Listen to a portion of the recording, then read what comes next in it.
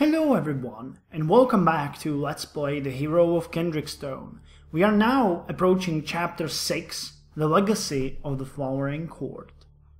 So let's look at our stats and see where we are, because it's a couple of days, since I last recorded. So we're Zygmunt, a young man of Kendrickstone. We are the Squire of Dame Mildred of Zona Merci and Knight of Kendrickstone. We have a loyalty of 70%, that's good. We are beginning to make a name for ourselves. Our prowess is 6, -1, expert. Will is 2, -1, subterfuge 2, -1, and eloquence 2, -1. That is awesome. Compassion 69%, order 72%. We carry an arming sword, but no ranged weapons. We have a vest. We wear a thick vest of quilted cotton and linen. We also wear a set of steel plate gauntlets. Our current wealth is 586 silver pennies. Yes, and we are in perfect health.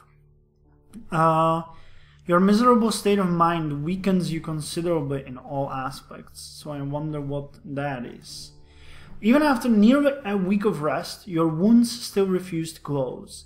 In the end, you have to begin work while still in bandages. The experience is not a pleasant one, and you fall into a sort of malaise.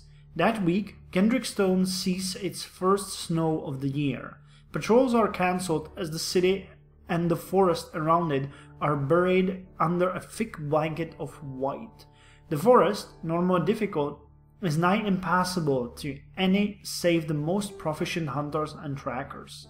Yet even so, the bandit attacks seem to intensify.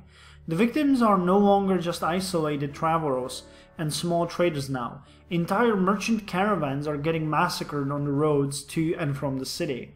The tale is the same every time the site of a new raid is found. The guards riddled with arrows, the others cut down. There are never any survivors. Oh, that sucks. One evening after supper, 2 weeks after you assisted in the arrest of Lord Berwick of Swanfall, you return to your quarters to find Dame Mildred waiting for you, a large chest of oak and iron in her hands. "I told you I'd give you a little something for helping out," she says as she thrusts the chest towards you. "Go on, take a look." You open the box to find a suit of armor! At first glance, you see leather boiled in wax, but as you pull it out of the chest, you hear the distinctive clatter of steel on steel. There are steel plates stitched inside, designed to protect your heart, your lungs, and your throat, your mistress explains. They'll turn aside arrows and sword blows, but won't make you too clumsy or allowed to sneak around if you have to. With the danger you tend to get yourself in, I figure you'll need it. You take a few moments to put your new armor on. It fits almost perfectly. Nice. So we are now a vest of hardened leather reinforced with steel plates. You also wear a set of steel plate gauntlets. Cool. As the months pass, your training continues. We still have -1. Within a month, Dame Mildred declares your skill with a lance acceptable enough to move your practice sessions to the proper tilting yard, where you will joust against a proper quinton atop a proper horse. At first, it is almost impossible to hit the target atop your loaned palfrey. Every night you return to your bed with bruises along your back, delivered by the weighted end of the quinton. However, after a few weeks, you begin to improve. With every day, your proficiency grows. Men and women in the guards room are beginning to talk. The knights and other squires have seen your obvious martial skill and rapid progress. I still have only 6. I wonder if it's gonna go up. Some are already saying you will be a knight by the end of next year. In the meantime, talk of the bandit attacks becomes a constant theme in the guards room. There is no question that when spring comes, the Duke will have to take drastic measures to see the raiders off.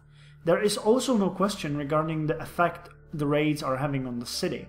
Without trade coming in, prices continue to go up, and your pay of 25 silver a month seems more paltry by the day. But one by one, the stalls and shops in the markets close down. Out of the dozen of butchers, tailors, and wine sellers who once sold their wares in the shadows of the keep, only a few remain.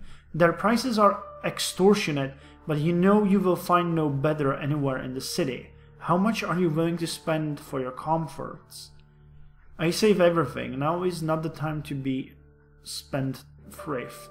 I can afford to spend a little bit on comfort, or my personal comfort is my highest priority. Price is no object. Well, we have 661 silver pennies now. I'm pretty sure that if we go with I can afford to spend a little bit on comfort, it's gonna go to 6. Because that one, the save everything, will not give us any bonus. The middle one gives us +1, and this one should give us +2. So that way we will go to 6 + 1, the one where we were before. So I think I'm gonna go with this one now. Yeah, 6 + 1. Perfect. Despite the dire straits of the rest of the city, you can still afford to eat, dress, and live comfortably, so you do. Good wine, good food, pickling spices, and new clothes keep your spirits high. You know you live well thanks to the wealth you earn through your skills and exploits, and that makes you feel mighty. I think that increased our pragmatism a bit. You still have a few hours of free time left to you as the sun goes down. How do you spend those scant few hours of leisure? We had the Keep's library studying history and literature before, and also the practical sciences. Trying to earn some extra money in alehouse prize fights. No, I'm not gonna do this one. I'm gonna spend a bit more on the tavern. Achievement fighter, you have become a skilled warrior. Yeah, again that did nothing. You spend your evenings in the well-protected rooms of the castle's archives, always accompanied by a guard as you study the stories of those who came before you. Months of study do much to improve your knowledge. You begin to gain a deeper understanding of the Flowering Court, their magics, and how their vast empire seemed to have been organized.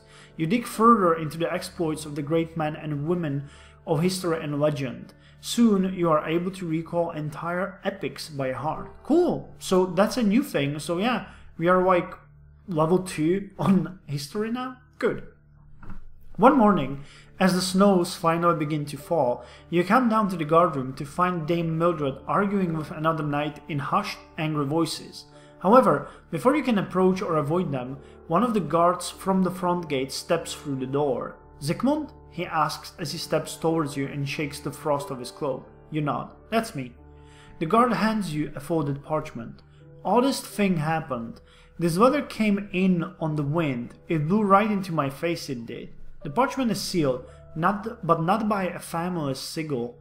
It is sealed by some kind of strange symbol of a type you've never seen before. You tear open the letter. The message inside is written in heavy, somewhat clumsy strokes. Zygmunt, I am told you are an adventurer of some skill. I require your abilities for a certain assignment. You will be well compensated. Isan, Court Wizard of Leofric II, Duke of Kendrickstone. The Court Wizard? What could he want with you?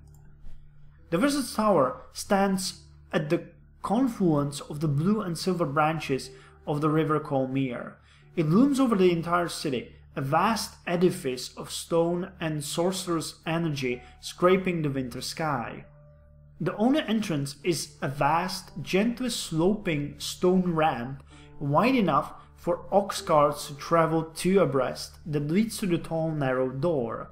You walk up the path, which is strangely warm to the touch and clear of snow, taking nearly 15 minutes to reach the door. Well, that has to be massive. The grey expanse of the great market is far behind you. The rocks and the frozen waters of the Colmere are below, and the tower door looms before you. You step through the dark entranceway. As you progress, a faint blue glow lights up the thick darkness of the passage, gradually growing brighter until it flares into radiance bright as day as you step into a massive drum-like chamber. In the very center of the immense room sits a raised platform wide enough to fit perhaps 6 or 7 people. Step onto the center if you please, booms a voice from above you in an accent you've never heard before. You immediately step onto the center platform. A moment after you step on, the floor trembles and the platform begins to gently rise from the ground, taking you with it high into the air. You have never met the court wizard of Kendrickstone before. In fact, you haven't even seen him during your 9 months living in Kendrickstone. All you have heard are the rumors. Some say he was once a mighty general who led an army under the Coromandi in Mansa, expelled after a court rivalry cost him both his position and the use of his legs. Others say it was a failed coup that sent him into exile. Still, more say it was a magical experiment gone horribly wrong. Whatever the cause, his reputation was certainly great enough for Duke Welfric to invite him to become the court wizard over a year ago. The platform continues to rise through a circular hole in the chamber's ceiling into the top part of the tower, suspended over the base by some sort of powerful enchantment. When the platform stops, you are in the top chambers, and before you stands a man himself, Isan of Coromandis. He is haggard, overtired and sleepless. That's the first things you notice.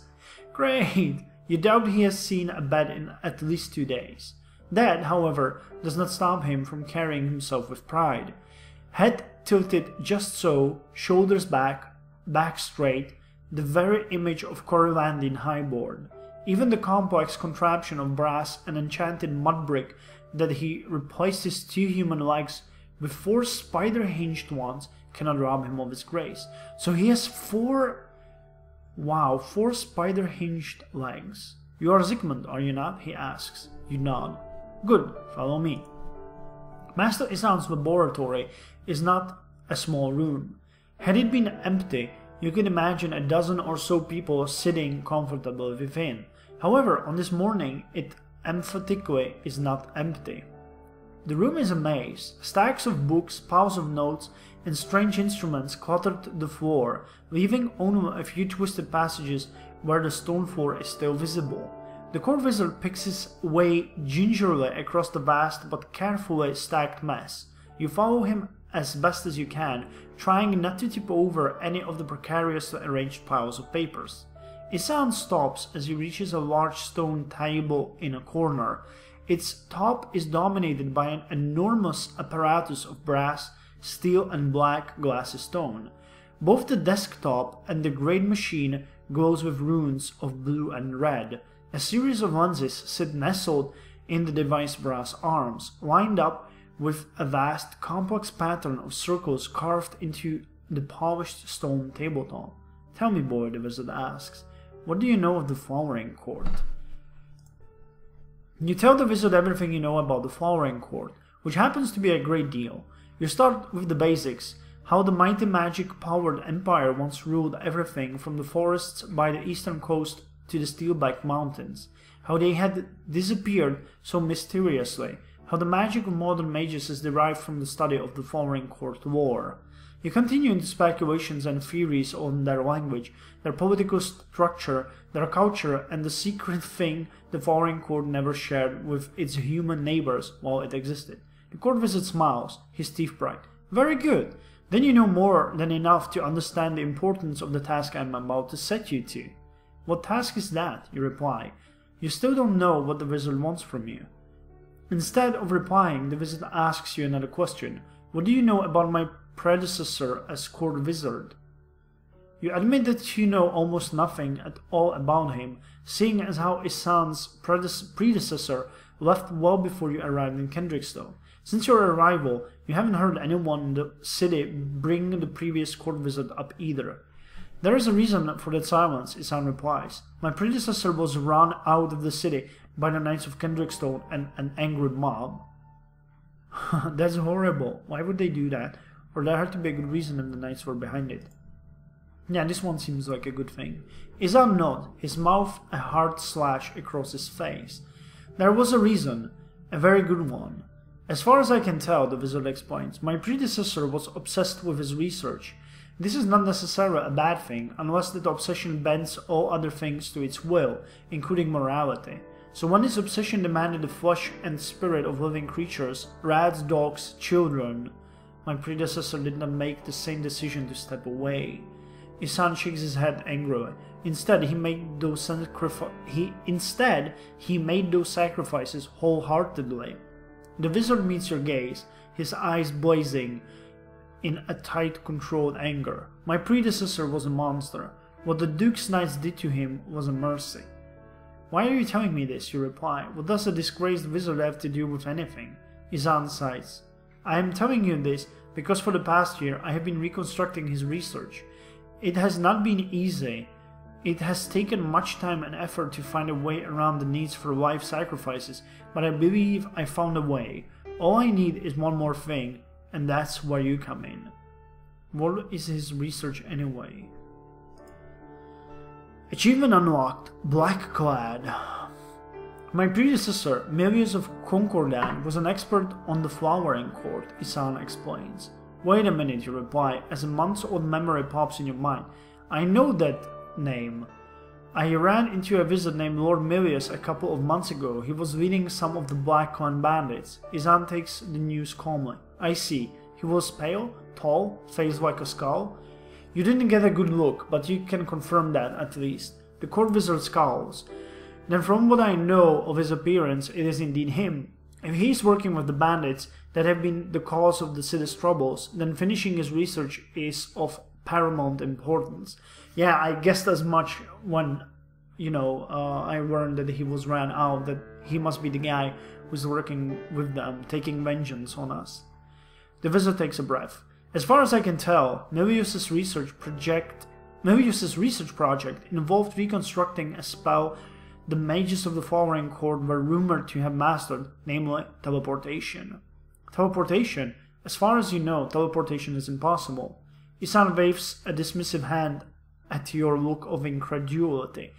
I know, teleportation is impossible.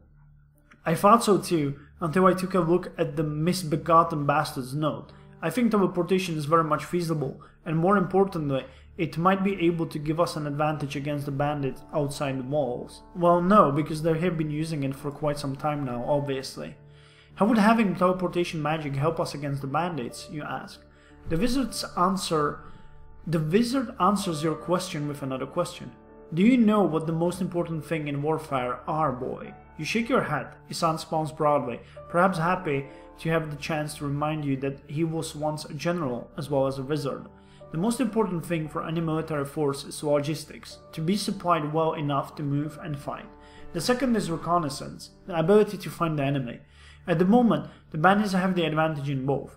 They know the forest better, can move faster, and are not tied to a permanent base. If we are able to teleport soldiers, those advantages become ours. You nod. You can see it now. If the Knights of Kendrickstone were able to teleport at will to any location and back to safety within the city, they would be able to sweep through the entire forests in an afternoon. When the bandit hideout was found, the entire strength of the city's forces could be at its door in an instant. With such magic, even the best defended cities could fall prey to a small fighting force, constantly blinking in and out of battle. Mere bandits would be child's play. Isan sees comprehension dawn on your face. Now you understand, yes? What do you need me to do? The task I need you to accomplish is both very simple and very complicated, Isan replies. That answer, of course, only raises more questions, which you are beginning to suspect is something this particular wizard does quite often. What's that supposed to mean, you ask? The wizard smiles. It means exactly what I said it means. I require a piece of stone from a flowering court ruin as soon as possible to finish my research. Luckily, I have learned that there is one very close, one of several stone circles in the forests around in the city. It is barely a 6 hours walk to the east, not far off the road to Concordat. The wizard detaches a piece of the apparatus sitting on the table behind him. When he holds it out to you, the orb of brass and black stone pulses blue softly. When you take it in your hands, you feel it tugging lightly in your fingers, pulling towards the east. This device will pull towards the location where my research indicates the ruins are. It will make your job much easier. It will. In fact, this whole thing seems so easy even a child could do it. The road to the metropolis of Concordat is one of the best roads in the entire realm, and the wizard's contraption should guide you the rest of the way. The only problem is that your destination happens to be in the middle of a thick forest covered with snow and ice, infested by who knows how many bandits. Yay! Very simple and very complicated.